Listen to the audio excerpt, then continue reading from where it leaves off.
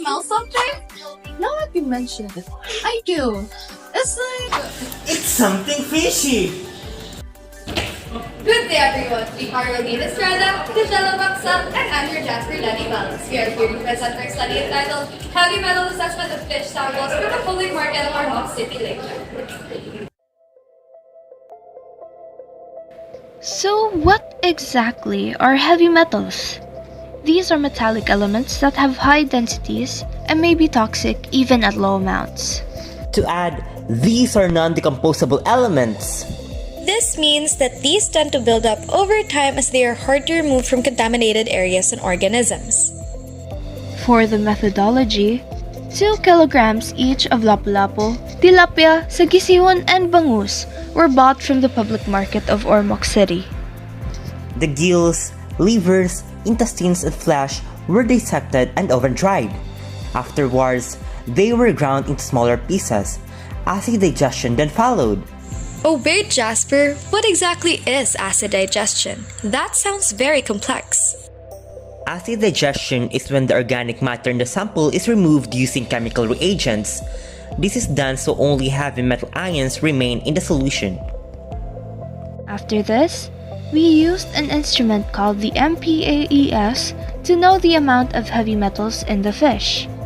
The heavy metals to be determined are zinc, cadmium, lead, copper, nickel, and chromium.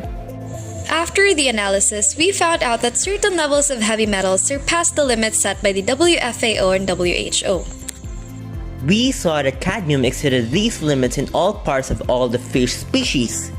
Copper, lead, and chromium also exceeded the permissible limits in some of the fish and their parts. What does this mean? This means that when we eat these fish, the heavy metals they contain may pose adverse effects.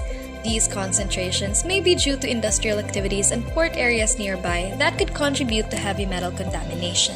Biomagnification may also contribute to these concentrations. What's that? Biomagnification occurs when contaminated organisms are consumed by other organisms.